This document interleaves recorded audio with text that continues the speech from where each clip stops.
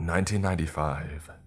Every morning, I drove over to Stone Mountain from Atlanta for a jog around the 5-mile loop as a warm-up, and then I would sprint up the mountain once or twice to finish off. There was only one rocky part of the mountain cleared for going up and down, and it was the less steep side of the mountain, near the main entrance. That time of the morning there was either nobody else there or maybe one other person at times. One morning I had been in the loop and was about a mile or two in, and this was one loop with a mountain in the middle. There was no shortcut or alternate way back, and a white van with no windows drives by me kind of slow. I took note of that, of course, but kept going as it was my only option. A while later, the van comes back around from behind again, and I started to get seriously alerted, because I hadn't seen anybody else out there at that point, and I was pretty well out in the middle of nowhere. The van drives past and disappears around the curve, and then comes back towards me even slower. I was getting scared at that point and started to run a good bit faster, and I tried to make myself look tough and menacing as I ran. The van kept going past without stopping, so I tried to talk myself into it, just being a maintenance worker or something, and I thanked my lucky stars that everything was okay. Well, it wasn't okay, and about a minute later the van had turned around and came up behind me again, and pulled up just ahead of me and stopped as I was running towards it. I was trying to quickly figure out what the heck to do, and I had come to a stop when I saw the back doors of the van fly open towards me. I knew that I couldn't outrun a van in either direction, so I immediately decided my only option was to sprint up the mountain as fast as I could and hope to outrun them. Being so used to running up the mountain daily and seeing how easily I blew past other people, not used to going up it every day, I figured that I had a good shot outrunning just about anybody. And so I busted it up the rocky, wooded, thick-brushed mountain as fast as I could. This person took off after me, but I did not look back once. It was really hard and there was no clear path, and I had to dodge stuff and run in jagged directions to get away. I heard him behind me for what seemed like about a minute, and then I didn't hear anything after that. I still didn't look back. I just kept busting upwards as fast as I could. I got to the top, checked my scrapes, and I caught my breath before rushing back down the cleared path and back to my car. I never saw anyone else or the van after that, although I was scared to death and on high alert until I got into my car. There was a welcome center down near the entrance, but at that time it wasn't open. This was before cell phones as well. I got into my car as fast as I could, and I headed back home feeling so lucky and fortunate that I was able to get away. I didn't go back there in the mornings anymore after that, and I didn't go back for a while afterwards out of fear. And when I finally did start going back, I took pepper spray and didn't start going out until later in the day when there were others out there.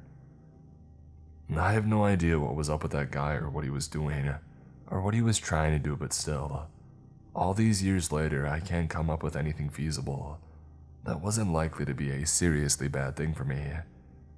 He said nothing, just chased me. I called the police when I got home and told them what happened.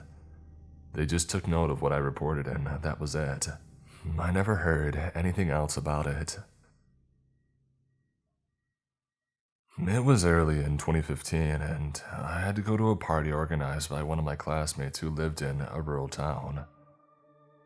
During the party, I did the usual, smoked a little bit and drank some schnapps that I had made with pears.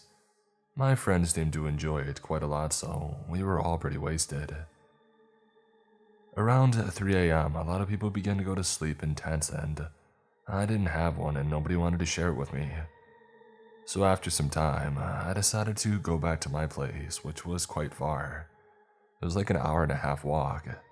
So I started walking in for 15 minutes in the dark of an unfrequented country road with a cool wind and a nice temperature. You know that kind of moment where you're just chilling after a party and you're enjoying the walk? It was like that. But soon, a car came along. It was red and I could see it from a decent distance away despite the darkness around me. Confident like a teenager can be while a little bit wasted, I continued to move forward. Nevertheless, the drivers saw me and they sped up to reach me. Within a few seconds, two guys got out of the red car and began to attack me. I did my best fighting back, kicking one in the head and pushing the other one in a small ditch that ran along the road. But then the first one pushed me into it too, and we continued to fight for a few minutes. At that time, I had been practicing martial arts for 3 years, but I had dropped it when I got into high school. With the adrenaline that I felt in that situation, I didn't feel any pain from their attacks, so I was able to fight back pretty well, and there was no clear winner. God, I wish I hadn't enjoyed it. I wish I would have ran as soon as the car pulled over. I wish that I wasn't so reckless, cocky, and stupid at the time. After several minutes, another guy opened the right back door of the red car and came out.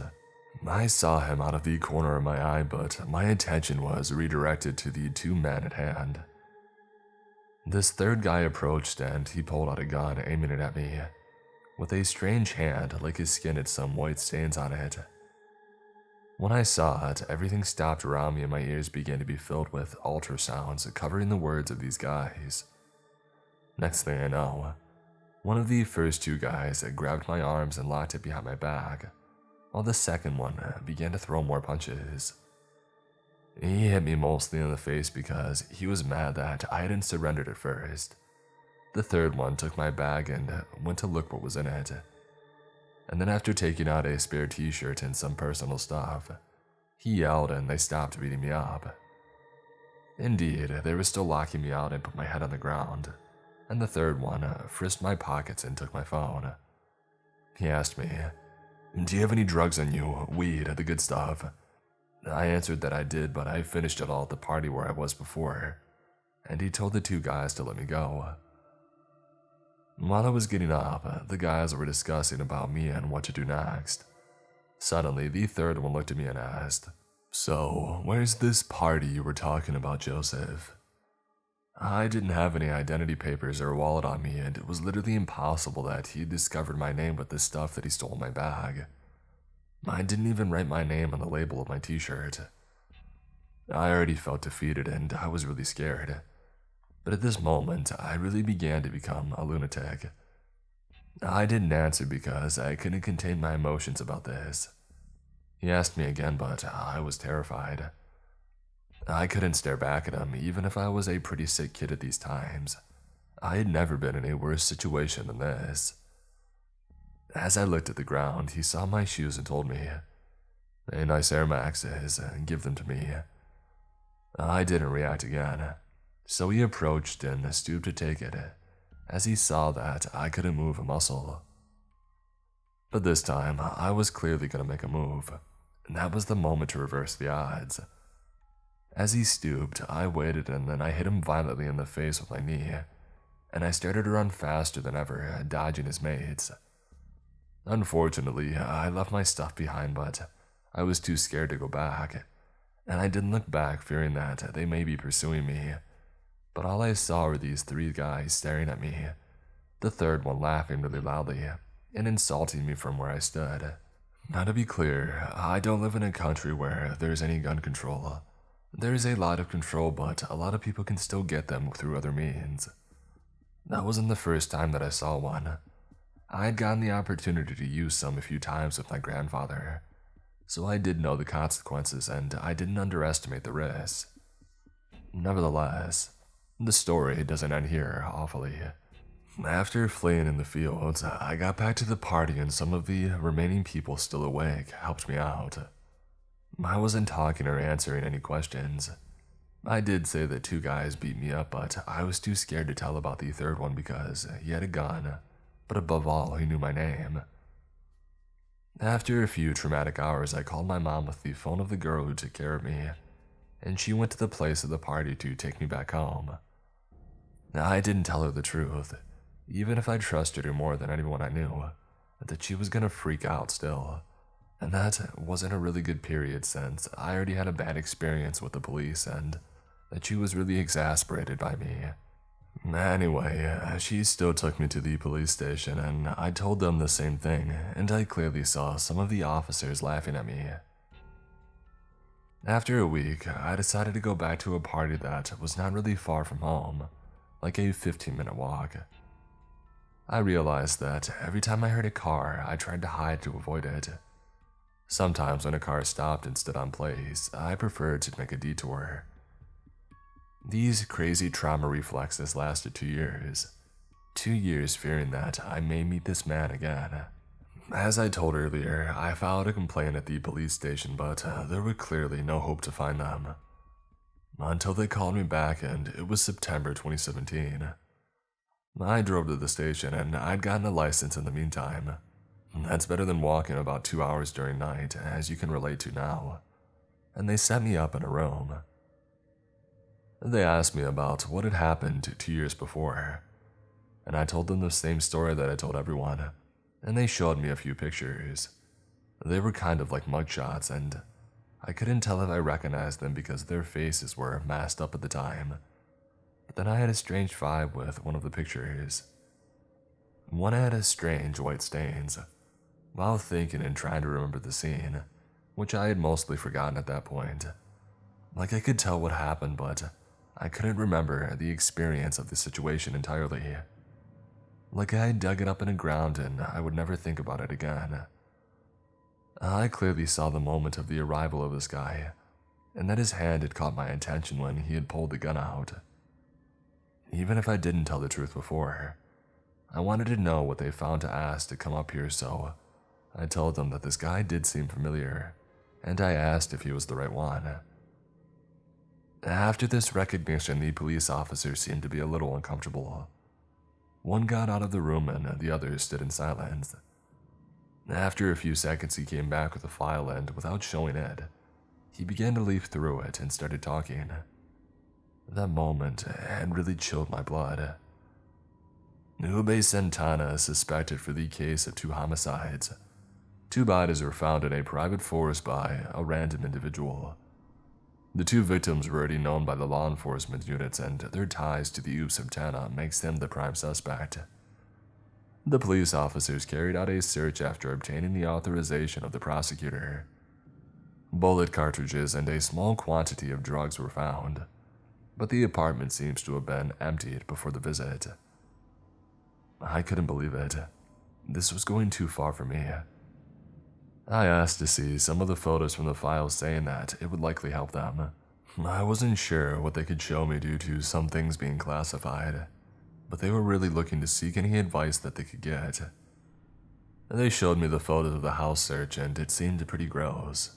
Mold and stuff, and it really looked like a crackhead spot. As I was looking at the pictures, I saw something that I didn't want to see.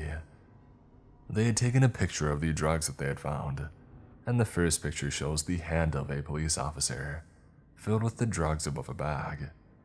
A blue bag. A blue Herschel bag. Yeah, that's messed up. I couldn't contain myself and told them that it was probably my bag in the picture. Those backpacks weren't common in my country, so I figured it was worth it to tell it to the police.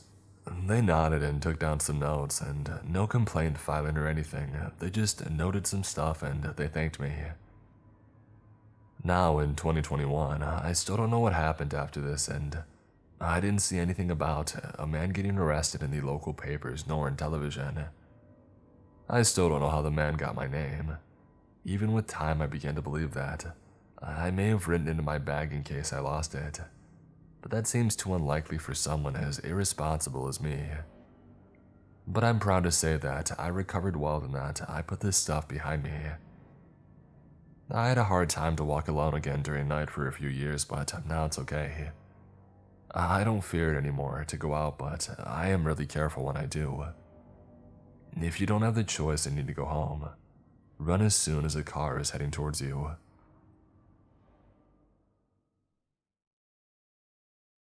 When I was around 12 years old, I was potentially kidnapped. I was sitting in my living room, which has a large window facing the main road, when I heard someone knock on the door in the mudroom. It's right off the living room.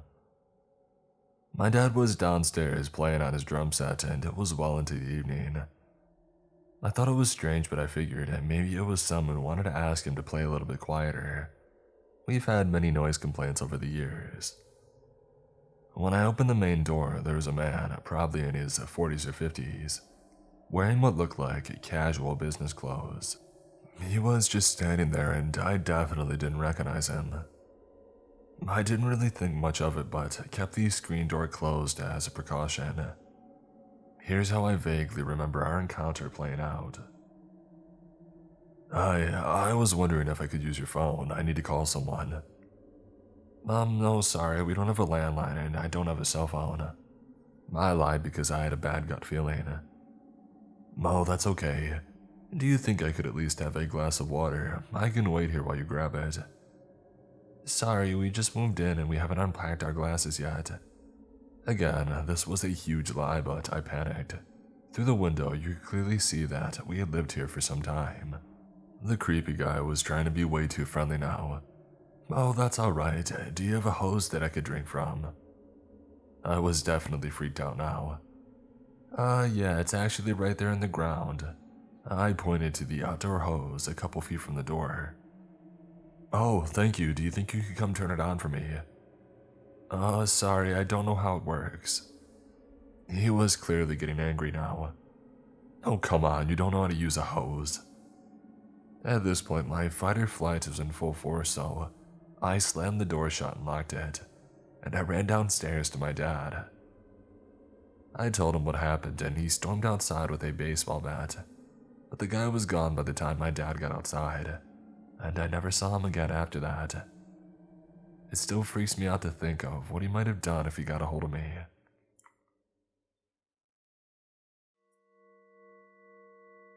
When I was younger, somewhere between 5 or 8, a distant family member who supposedly was well loved had passed, and one of his final wishes for the last celebration of his life was to take place at his childhood home. His son DJ decided to respect these wishes and contacted the current owner of the house to ask if a small gathering could be hosted on the premises and entirely outside. As far as DJ and everyone else could tell, the homeowner was kind and understanding and agreed, offering to help out but being clear on boundaries and such. Fast forward to the event itself. The family is arriving, I would say around 3 in the afternoon, and I have this horrible anxious feeling deep in my stomach that I can't shake. I mentioned it to my mom, saying something silly that I probably had heard on TV about my gut feeling and my parents, and they shrug it off and tell me it's fine and to come on. I trust my parents, so I step out of the car, all dressed in a cute dress and layered in cheap plastic jewelry.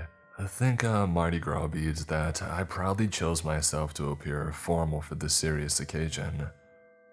My mom, my dad, and I all walked towards the backyard, aiming towards the right-hand side of the house as the inside was off limits, due to it being private property when a man busts out of the front door holding a bat. This is not just a normal baseball bat intended to occupy the children, no. This man busts out of his front door and screams at everyone, talking about how horrible we are and how our family is disgusting, all while gripping a beat-up baseball bat full of nails. Immediately I panic and my fight or flight, in this case flight, kicks in, and I make a beeline to our old blue car that I only just got dragged out of by my dad. I jump in and slam the door behind me, panicking with tear-blurred vision and an incredibly upset stomach. When I look out the window and see the man, the crazy man who made the quick decision to target an elementary-age little girl as he took a swing at the car, and he hit above the back tire, creating a loud ringing and a dent. My dad, who took like 5 hours but probably around 10 seconds, pushes the man away and jumps in, my mom following quickly behind. We speed away from the house and back home, not mentioning a thing except for how proud of me they were for running, and that they'll listen to me if I ever have that horrible gut feeling that something is wrong again. Though both my mom and dad kept shooting quick glances behind the car and whispering to each other. My family never discussed the event with me around again, but when I asked my mom what had happened years later, She explained to me that the man decided to do a Google search on DJ and found his estranged criminal brother's records on Google and decided that this was evidence enough to attack a family during a wake with a nail baseball bat.